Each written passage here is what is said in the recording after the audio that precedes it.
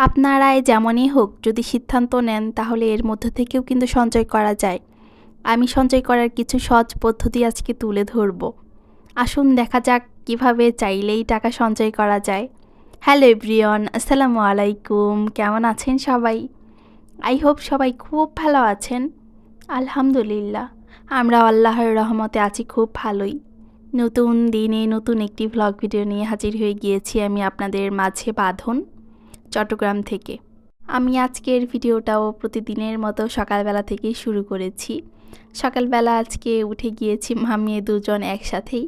উঠে দেখি একদম বৃষ্টি বৃষ্টি পরিবেশ, রাতে অনেক বৃষ্টি হয়েছে। এখনও বৃষ্টি বৃষ্টি ভাব, বৃষ্টি হবে মনে হচ্ছে। এদিকে রুমে টুকটাক কাজ ছিল, সব কিছু করে নিচ্ছি। করে নিয়ে তারপর হচ্ছে আমি নাস্তাটা করব। আমার মেয়েকে নাস্তা করানো শেষ, তার নাস্তা করিয়ে দেওয়ার পর আমি অনেকটাই ফ্রি হয়ে যাই। পরে আমি আস্তে ধীরে নাস্তা করি আর রুমের কাজগুলা করি। বর্তমানে দ্রব্যমূল্যের এই বাজারে আসলে যে টাকাটা আয় হয় তার বেশিরভাগটাই কিন্তু চলে যায় আমাদের জীবন ধারণের খরচে। সঞ্চয় করার মতো কিন্তু এরকম কোনো টাকাই আসলে হাতে থাকে না। আর সে যদি হয় মধ্যবিত্ত বা নিম্ন মধ্যবিত্ত পরিবারের কেউ, তাহলে তো আসলে আরও হাতে থাকে না। কিন্তু আমাদের সবারই কিন্তু ইচ্ছে হয় কিছু টাকা জমাবো, আর জমানোও কিন্তু যায়। কম বা বেশি, কেউ হয়তো বা কম জমাতে পারে বা কেউ বেশি জমাতে পারে। ওটা কিন্তু জমানো কিন্তু সম্ভব হয়।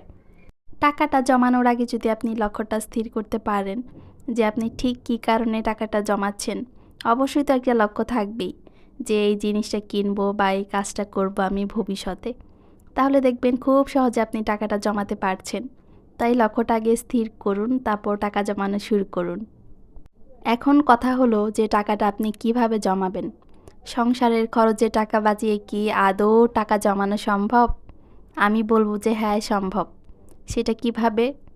আমাদের আয়ের একটা বড় অংশই কিন্তু চলে যায় বাসা ভাড়াতে, তারপরে হচ্ছে যাদের সিলিন্ডার গ্যাস কিনতে, আবার কারেন্ট বিল থাকে।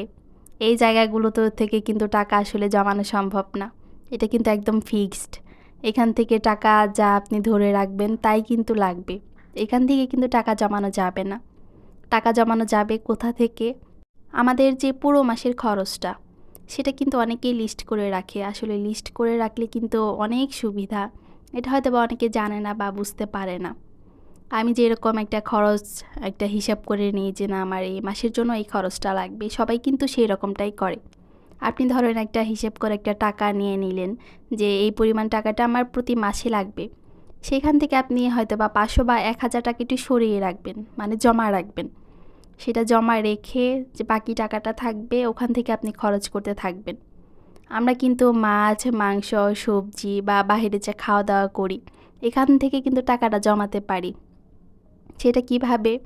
আমরা প্রতি মাসে যে বাজারটাই করি না কেন, যে শুকনো বাজারটা যদি আমরা একেবারে করি, হয়তো বা প্রতি সপ্তাহে বা 15 দিনে বা মাসে করলে আরও ভালো। প্রতি মাসে একবারে শুকনো বাজারটা করে নিলে হয় কি যে আপনি যে জায়গা থেকে বাজারটা করছেন, যে দোকান থেকে কিনছেন, অনেকটাই কিন্তু কম পাওয়া যায়। আবার যাতায়াত খরচও বেশি লাগে না। আর আপনি এসে কখন কোন কাজটা করছেন, কোন খরচটা করছেন, সেটা যদি আপনি ডায়েরিতে বা অনেকে ডায়েরি ঝামেলা মনে করে, আপনি যদি ফোনের নোটপ্যাডে যদি আপনি নোট করে রাখেন যে আজকে এই খরচটা হলো, এত টাকা খরচ হলো, হিসাব করে রাখলে আপনি দেখবেন অনেক টাকা সঞ্চয় করতে পারছেন বা অনেক টাকা ওইখান থেকে সেভ হচ্ছে। এটা এটা আবার অনেকে বলবে যে সেটা আবার কিভাবে সম্ভব? সেটাও আমি বলছি, একদম বুঝিয়েই বলছি। আপনি যে খরচটা করবেন মাস শেষে দেখবেন বা পরের মাসে গিয়ে দেখবেন, ওই খরচটা যদি আপনি আগের মাসের খরচটা যদি আপনি একটু চোখ বুলান, তাহলে আপনি অনেক কিছু দেখতে পারবেন যে না, আমি আগের মাসে যে খরচগুলা করেছি এটা আমার কতটা প্রয়োজনীয় ছিল বা কতটা প্রয়োজন ছিল। এটা একটু কম করলেও ভালো হতো, বা এটা বেশি পরিমাণে হয়ে গিয়েছে, বা রেস্টুরেন্টে খাওয়াও বেশি হয়ে গিয়েছে, এটা এই মাসে একটু কমাবো। এইভাবে কিন্তু আপনি পরের মাসে একটু একটু করে কমাতে পারবেন। কমানো মানে এখান থেকে কিন্তু টাকাটা সেভ হওয়া। যে না, এই মাংসটা আমার বেশি খাওয়া হয়ে গিয়েছে সপ্তাহে, এই মাংসটা আমি একটু কম পরিমাণে খাবো, বা এখানে একটু সবজি অ্যাড করব, বা ডিম অ্যাড করব, মাছ অ্যাড করব, মাংসটা একটু কম খাবো। বা মাছটা একটু কম খেয়ে সবজিটা একটু বেশি খাবো। আগের মাসের খরচের লিস্ট থেকে যদি আপনি এভাবে দেখেন যে না এটা একটু কম হলে আমার এই মাসে হবে, এটা একটু বেশি হয়ে গিয়েছিল আগের মাসে, এই মাসে একটু কমাবো, এভাবে কিন্তু অনেক কাট করা যায় যে না এটা কিন্তু আমার এই মাসে না করলেও চলবে। এরকম কিন্তু অনেকেরই হয় যে না এরকম আমি চিন্তা ভাবনা করেছি যে না এটা করব না, আর এটা বেশি বেশি হয়ে গিয়েছে, এই খরচটা না করলেও চলতো। কিন্তু আপনি যখনই লিস্টটা করবেন না বা নোটে নোট করে রাখবেন না, তখন কিন্তু আপনি এটা ভুলে যাবেন, আপনার কিন্তু এটা মনে থাকবে না। সেকেন্ড টাইম রিপিটে আপনি ওই খরচটাই আবার করবেন, হয়তো বা নেক্সট মাসে বা তারও পরের মাসে। কিন্তু আপনি যখনই ডায়েরিতে লিখে রাখবেন, আপনার কিন্তু ওইটা দেখলেই মাথায় চলে আসবে যে না এটা আমার বেশি হয়ে গিয়েছিল খরচটা, এটাই মাসে না করলেও চলবে। আসলে আমাদের কিন্তু এইভাবেই কিন্তু খরচটা আসলে কমাতে হয়। আমরা যারা মধ্যবিত্ত পরিবারে আছি, আমরা কিন্তু এমন না যে আমাদের মাসে লক্ষ লক্ষ টাকা ইনকাম, একদম টাকা উড়াবো, কোনো সমস্যাই নেই, কোনো দ্বিধাদ্বন্দ্বে পড়তে হবে না, তা কিন্তু না। আমাদের কিন্তু সীমিত আয়েই কিন্তু সংসারটা আসলে চালাতে হয়। আর এমন না যে আপনি হিসাব করে চলবেন দেখে একদম না খেয়ে থাকতে হবে, তাও কিন্তু না। প্রতি সপ্তাহে মাছ, মাংস, ডাল সব কিছু মিলিয়ে কিন্তু খাওয়া হয়। অনেকে বলে যে খেলেই কি টাকা শেষ হয়? খেলেও কিন্তু টাকা শেষ হয়। সেটা আবার কিভাবে? আপনি যদি প্রতিদিনই মাংস রাখেন আপনার খাবারের মেনুতে, আর গরুর মাংসের যে দাম 1000 টাকা কেজি, তাহলে আপনার টাকা শেষ হবে না কেন বলেন? আমাদের টাকা কিন্তু এরকম না, অঢেল টাকা কিন্তু না, মাসে কিন্তু লাখ টাকা ইনকাম না, তাহলে টাকা কেন শেষ হবে না? খেলেও কিন্তু আসলে টাকা শেষ হয়। যাই হোক, একটু মজা করলাম। এদিকে আমি অনেক কথা, অনেক গল্প করছি, রান্নাও বসাচ্ছি। আজকে মুরগি এখনই এনেছি, এখনই কেটে ধুয়ে তারপর রান্না করছি। অনেক দিন হলো ব্রয়লার মুরগির মাংসটা খাওয়া হচ্ছিল না। আমার তো এই মাংসটা খুবই পছন্দের, অনেকে শুনে হাসবেও, হাসলে কিছু করার নেই। বাড়ি থেকে অনেক কিছু নিয়ে এসেছিলাম, মাছ মাংস নিয়ে আসার পরে সেগুলাই খেলাম। এখন প্রায় শেষের দিকে, তাও অনেক কিছুই আছে। ভাবলাম যে একটু কিনে নিয়ে আসি, এসে তারপর রান্না করি। বেশি সময় লাগবে না, ড্রেসিং করিয়েই দিবে। ড্রেসিং করলে তো আসলে কাটতেও সময় লাগে না বেশি। কিন্তু বাসার নিচে গিয়ে দেখি যে দোকানে মুরগি সে নাকি ড্রেসিং করিয়ে দেয় না, চামড়া একদম ছিলে দেয়। কিন্তু ছিলা চামড়া তো আমি একদমই পছন্দ করি না, একদমই তরকারি মজে না, ভালো লাগে না।